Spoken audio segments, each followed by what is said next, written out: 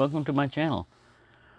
Well, since it's past Memorial Day, I thought I'd talk to you about my time in the military. Some of it, what I went into, or what my specialty was, which was electronic warfare. And basically, this manual is not classified or anything. You can get them on PDF files and buy them on Amazon. But it's dated 1970, and it just basically goes over what electronic warfare is. And it says it's a military action involving use of the electromagnetic energy to determine, exploit, reduce, or prevent hostile use of the electromagnetic spectrum, and actions which retain friendly use of the electromagnetic spectrum. And then it goes on to cover, we basically cover the entire electromagnetic spectrum. The enemy can be using it to determine anything. We have something that's built to take care of it. And electronic warfare is basically the equipment and stuff we use. And it goes through the history and what a magnetron is, which is basically used in your microwave. These are older aircraft, because this was 1970. There's an old B-52. F-105D, Wild Weasel. So, we call it like electronic countermeasures. And jamming, the deliberate radiation, re-radiation, reflection of electromagnetic energy within the object, impairing the use of electronic devices, equipment, or systems by an enemy. And then deception, which is a different one, and manipulation. So anyways, I wanted to learn electronics when I went in.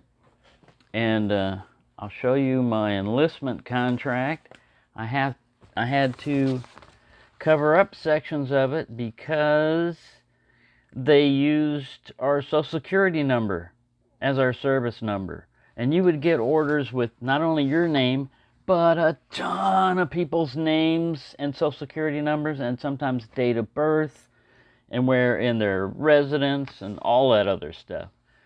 So basically, I went in 1975, officially July 8th of 1975, and that was right after the Vietnam War had ended. Basically, when I enlisted, it was going on. I enlisted in Houston, and I was sent to, well, this is basically, your rank is E1 Airman Basic when you go in.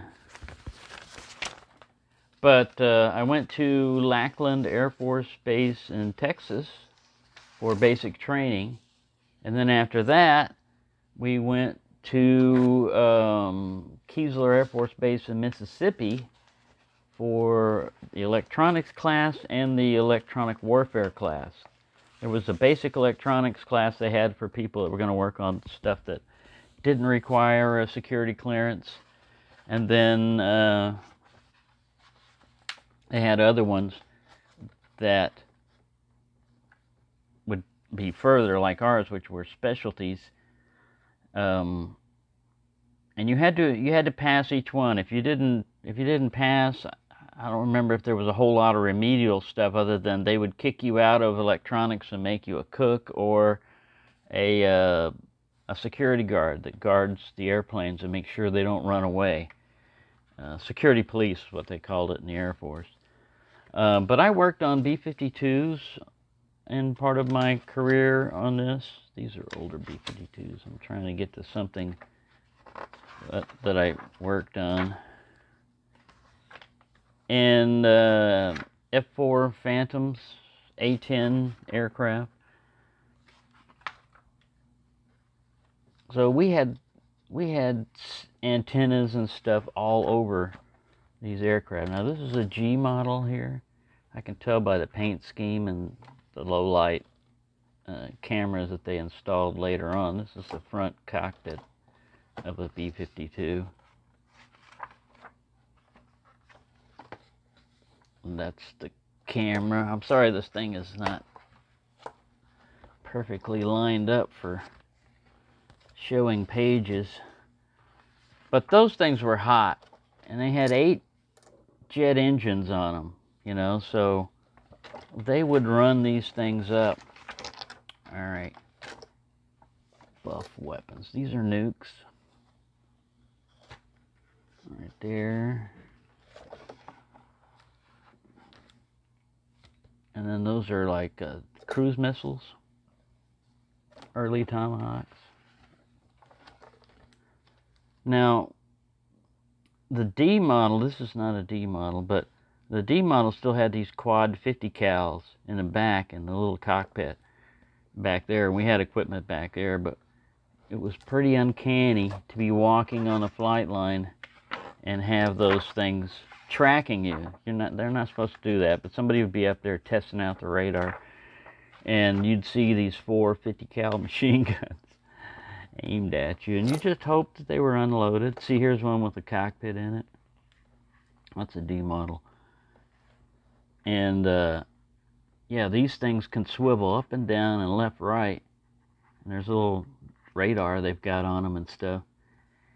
And that was hard to get to that section in there to work on. It was always hot. You can see there are no windows. The windows are only up front. These things, like Fort Worth, is where I worked on some of them. So you can imagine Texas, flat, you know, flight line and everything. And the ones I was working in and then were D models, and they still had the Vietnam paint scheme on them. So instead of a white belly, the white belly they thought would be better to reflect a nuclear blast than a black belly. The black belly B-52s like these were designed for Vietnam for night flying, and the camouflage on top.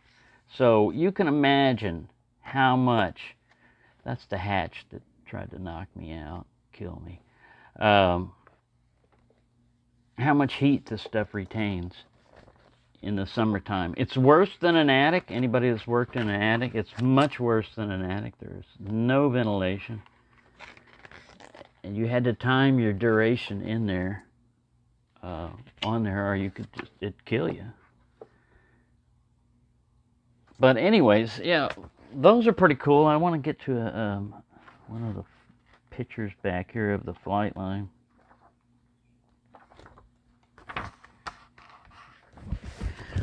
But yeah, again, here's the, like I said, a lot of people get wiped out in the military on stuff that goes unreported.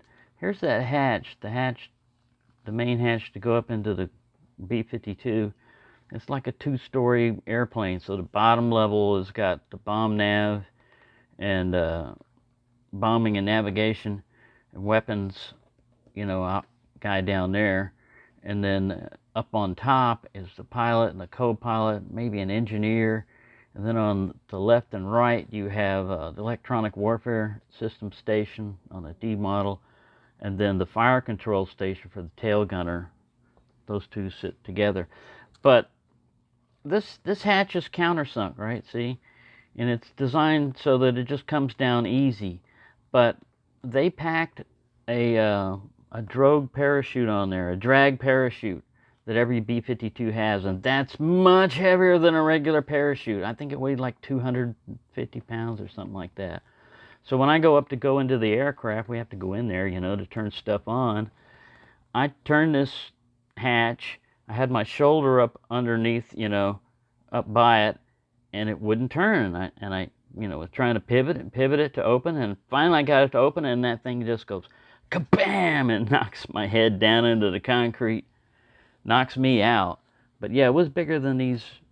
I'll try to get a picture in here of the, so yeah, basically they had to, you know, observe me for a concussion, and they asked me what I failed the concussion question because I didn't know what time it was, what day it was. I had no idea. I woke up inside an ambulance, you know.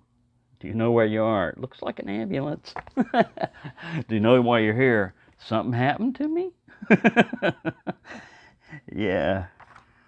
So, yeah, those things are heavy. I don't think they show another picture of them back in here. I'm just flipping through that. But yeah, so that's what I did. I went in, and then you know, you get different orders. You know, this one's like an incoming welcoming letter, and then they like to give out little certificates, and I got a whole bunch of certificates somewhere hiding. I don't know where they are, but for all my electronic warfare classes and stuff that I took, they're obscure. They give, you know, equipment model numbers like ANALQ 117, you know, maintenance course or whatever. But this is another way you would receive notification of your orders. It'd be this printout. And then SRA is Senior Airman. That's something that they implemented. You still had 3 stripes, but you can get the full color star. It would be blacked out because they thought that. And then here again, you know, there's your Social Security number up there for the world and everybody to see. But you have to know code, you know, on some of this stuff to understand it, you know. PCS, Permanent Change of Station. But it says, you are going to Kunsan. I think this one is. Where is it? I'm trying to read it through the... Oh, this is it up here. This is to officially advise you of your selection for permanent change of station to Kunsan, Korea. Reported no later than January 15th, 1978. 8th Component Repair Squadron. Or is that 8th SGG? Gaining unit, basically. I lost a lot of this, not remembering what a lot of this was. I kept all my orders that I had, and I've got more of them, like I said, but I went in, and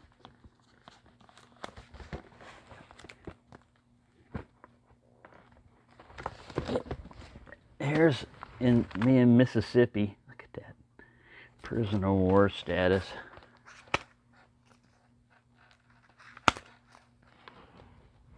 That's my home in Houston. That's part of the backyard. There's our chicken coop.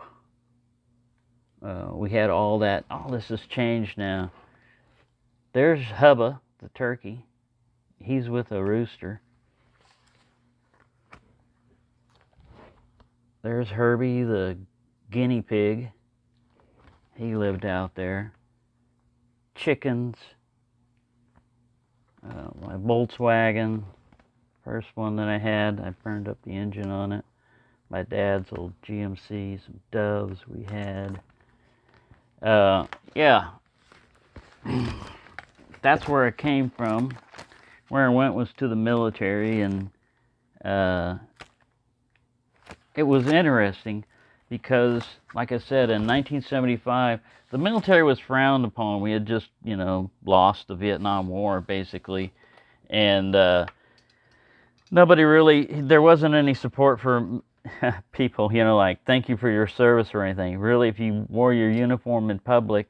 Of course, I was in Texas, so that didn't happen a lot. You know, when I came back to my home in Texas in uniform, I didn't get a lot of that, but I heard about it in other places where they would call you baby killers and stuff like that, and don't even realize you weren't even involved in the war. But yeah, I studied electronics and electronic warfare, and it was pretty interesting job to have. It was dangerous, especially in Korea. That was like an undeclared war zone. And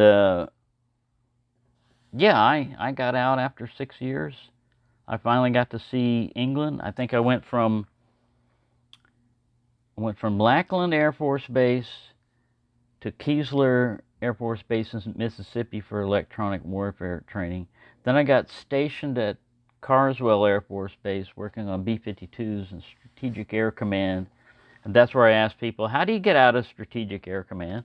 And they said, well, you either get kicked out or you volunteer for some place that people don't want to go. And I said, where do people don't want to go? And they said, Korea. One of them's Korea. I said, why Korea? And well, it's usually an unaccompanied assignment, you know, for people with family and everything. And it's a third world, you know, at the time they considered it like a third world country. And this was, you know, like late 70s. And I said, okay, you know, and we had this thing called a dream sheet. I showed you part of it where your preferences, I don't know if they put it down here on this one. It lists your preferences of bases, you know, from 1 to 8 or whatever, 1 to 7, where you'd like to be assigned. And they don't always go off that. They go off basically, what is your career field? Who needs it? Where do they need it? Boom. You know, if it happens to match up, lucky you. But most of the time, it was just for, you know, that purpose. We'll show some knives towards the end.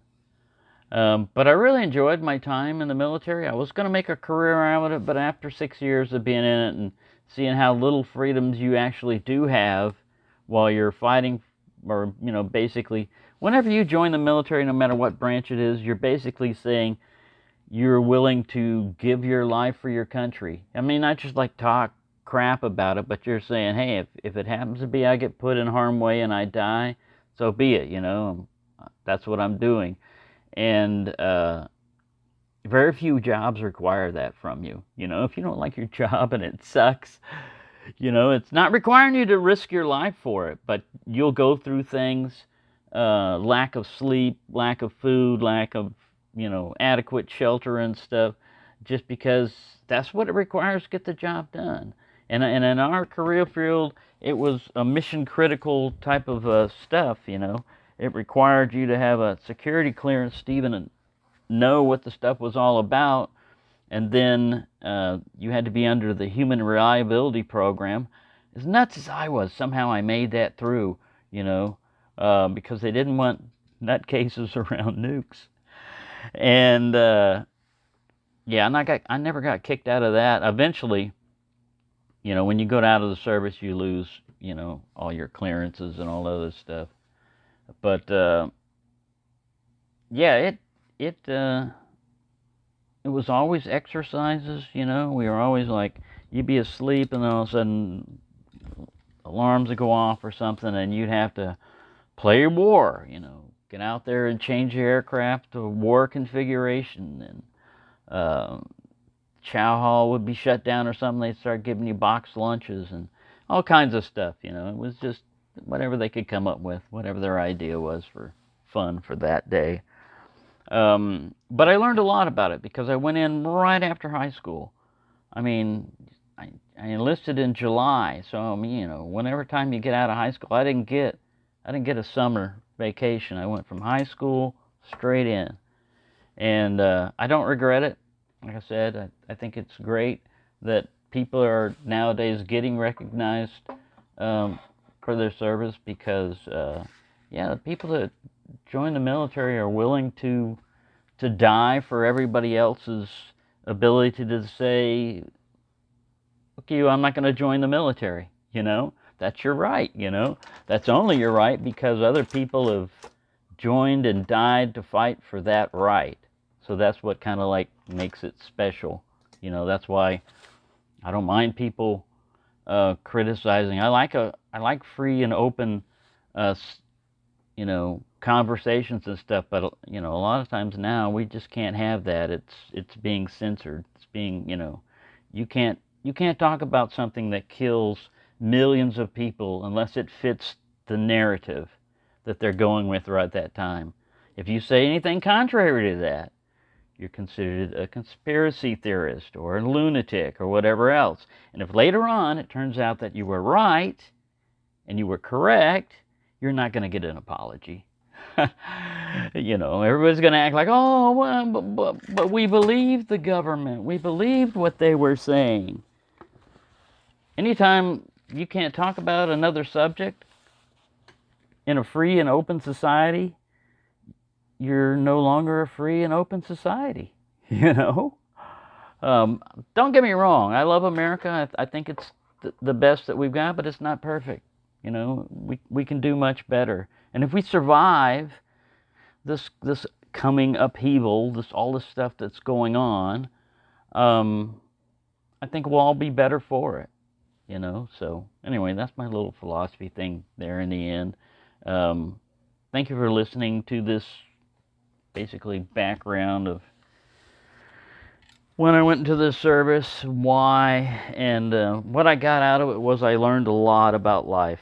You know, I learned about a lot of different cultures. I learned about England. I was born there, and, you know, like I said, I had never experienced it, but when I got assignment over there, you really get to know a culture if you live with the people, you know, for a year or so. So anyways, thanks for watching, and have a nice day.